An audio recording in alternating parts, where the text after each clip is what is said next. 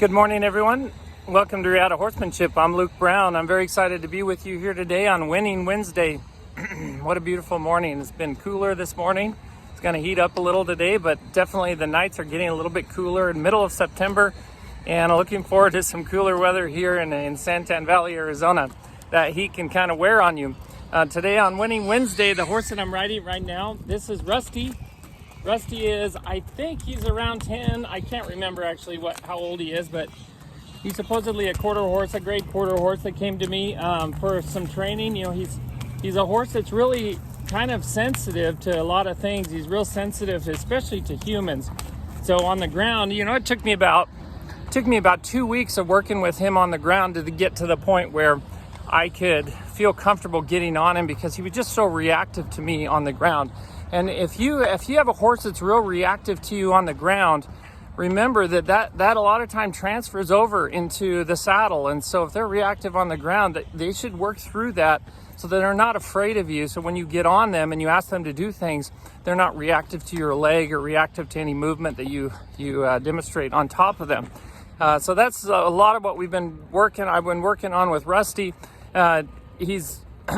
He also has been real challenged out here with speed control. So the first time I started riding him out in this Queen Creek wash, he went to loping immediately. He just started to lope and almost kind of got out of control. And he had an experience previously. The owner told me that another lady was riding him and he was going up a hill and kind of rearing up, and apparently she spurred him and he bucked her off. You know, that was the story. So you know, he's a horse that's so sensitive, he will never ever need a spur. He'll never ever need a spur. And if he's overreacting to something, he's the type of horse that you need to bend to relax. Lots of bending. He's in a snaffle. He's in an O-ring or loose ring snaffle. I'm looking over here because there are a couple bunnies. I thought it was maybe something else, like a fox or a coyote or something. Anyway, so he has a loose ring snaffle, and I basically ride all my horses that I have for a month, 2 months, 3 months in just a loose ring snaffle or a D-ring snaffle.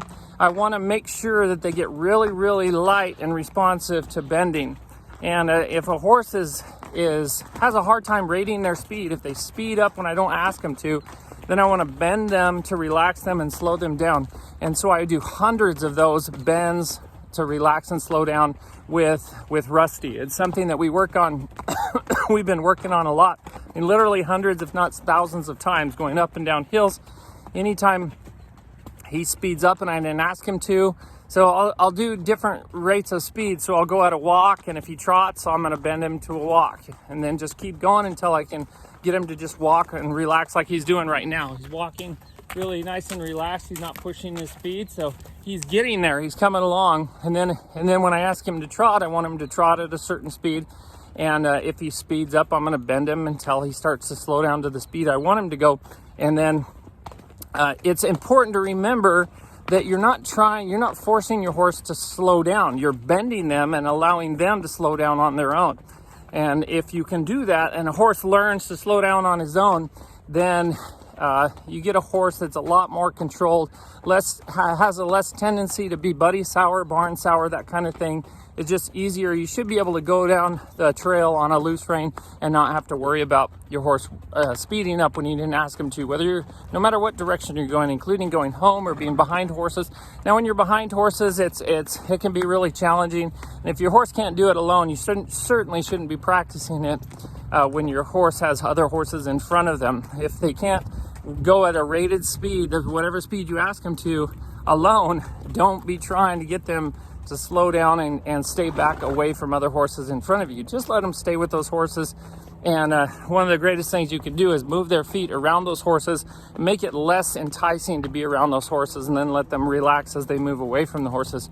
Anyway, I didn't mean to get into a training tip Tuesday. It is Winning Wednesday, and today for Winning Wednesday, I have been listening a little bit to a few different podcasts on ice baths. I was first introduced to it basically by Tony Robbins, and I heard some about it through Tony Robbins and how he takes ice baths. And then Warwick Schiller, I listened to his podcast, the Journey On podcast. He does that, and then his wife Robin she started doing ice baths and warmed herself up to ice baths. And she did the Warwick Schiller's last podcast, number 90, was actually Robin talking about her journey with her health and the different things she's tried to improve her health, including starting to take ice baths, and how effective that's been in helping her feel better. She struggles a lot with anxiety, and I know a lot of us do. We're in a world that it's easy to be anxious and feel, get depressed and feel anxious in the world that we live in. We're not outside. We're not living in the elements. We're not doing what basically we've evolved to do for hundreds of thousands, if not millions of years. And now we're just in the last 20 years, we've been forced into this high technology world that really has caused a lot of people to start to look at their health in a different way and start to try different things to improve their health.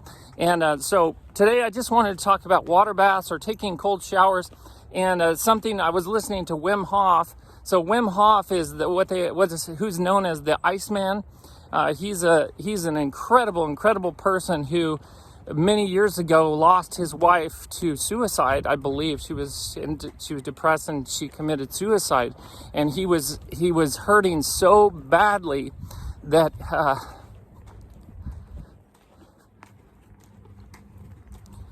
he started his journey of trying to overcome the pain that he felt from the loss of his wife. And I've listened to, he's been featured in some Tony Robbins stuff, and Wim Hof is W-I-M, and then his last name is H-O-F, Wim Hof. And they call it the Wim Hof method. He has methods of breathing, and he has methods of getting into cold and getting into the right mental state despite how you feel. And, Tony Robbins is big on that, and there's a lot of people out there big on that about taking action and taking physical action in order to get into the right emotional mental state. And as I was listening to Wim Hof this morning talk about starting the process of taking these ice cold baths, and as far as I know, an ice cold bath, I think eventually they recommend that you get down to around 56 degrees in the ice cold bath. But this morning, what I was listening to, he was doing an interview with somebody, and he was talking about just starting with a cold shower. And he said you start with a hot shower, just your normal hot shower, nice and comfortable, and then you finish that hot shower by turning it cold and staying in it for 30 seconds. And he said you just keep building that time up to about 2 minutes over a 10-day period. Now, let me say this. I am a doctor of physical therapy. I know quite a bit about health, but very little at the same time. And it's something that I'm looking into. Now, I'm not giving medical advice right now. I'm just talking about something that you might want to consider with your doctor if you're struggling to maybe have the right emotional or mental state, and you don't want to use medications to try to correct that, or you feel numb to your medications or what have you. There's a lot of downsides to medications. Now, taking a cold shower can be actually dangerous to some people. Like if you have cardiovascular conditions, if you have cardiovascular disease, peripheral vascular disease, if you have AFib, tachycardia, any kind of issues where your heart rate is abnormal or your blood vessels or your heart is abnormal in any way, it's obviously very important that you consult your physician about any kind of technique like getting in cold water. It's important that you do that. So, this is a little bit different for Winning Wednesday. I want to start to sprinkle in some health stuff because I think it's so vital. The mental, emotional, physical parts of us is so important to becoming the best horsemen and horsewomen that we can be, and really, truly, ultimately, the best people that we can be. There's so many facets to that, and one of those is the physical, and then which can also turn into the mental, emotional. So, ice baths and taking showers. So this week, After listening to that and listening to a number of people and Robin Warwick Schiller's wife talk about her experience starting to do ice baths. I'm not going to do ice baths right now, but I am going to, for the next week, I'm going to start taking that 30-second cold shower at the end of my showers. And if my wife, Stacy's listening to this right now, she might be a little surprised that I've decided to do this. But it is something that I want to try because I've heard so many good things about it. And I have so much respect for some of these people that I listen to, like Tony Robbins, Warwick Schiller, Robin Schiller, Wim Hof. Even Russell Brand was interviewing Wim Hof, and Russell Brand has started to do that. And, you know, some people might get really offended by Russell Brand's language, but he has a lot of amazing stuff to say, and he's all about free speech, and I love that. So anyway, for this week, coming week, I'm going to take a 30-second cold shower, and I'm going to try to work up to maybe a minute and a half or something in the next week and see how that goes. I don't like water necessarily, especially cold water. I guess I like warm water, but I am not a fan of cold water. Anybody that knows me well knows that I do not, like up in Colorado, I don't like getting in the cold rivers, the cold lakes. I will do it. I did it with my daughter Eva, and it was quite invigorating but very challenging for me. But I want to start using cold water therapy as a way to try to, stimulate my cardiovascular system. So I didn't really talk about the benefits of the cold showers or the cold baths, but they say, just had a spider web go across my face. Sometimes out in the middle of nowhere, you wonder how that happens. But the main benefits they say to a cold shower or a cold ice bath is that it stimulates the cardiovascular system. It invigorates energy. It creates better blood flow throughout your body, and it really can help change your state of mind. And I'm going to probably do a podcast and go deep into the physiological mechanisms of it and how it can help us. But for this week, what I want to do is take a cold shower for 30 seconds to a minute and a half. I'm just going to build up my tolerance to it at the end of my normal warm showers every day, and let's see how it goes. Now we're entering the fall and the winter, and so when in the middle of summer, it's pretty easy for me to take a cold shower. But as it gets cooler, especially those of you who live in the colder areas, you're going to be a little more challenged getting into that cold.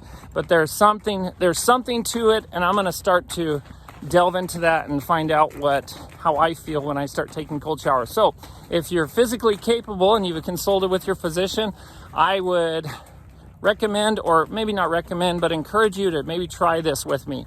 And let's try to take some cold showers and see how we feel and see how it changes our mental and emotional state. I hope you guys have a wonderful day on this Winning Wednesday. Until next time, be thankful, live with purpose, live with passion, and as always, stay safe in the saddle.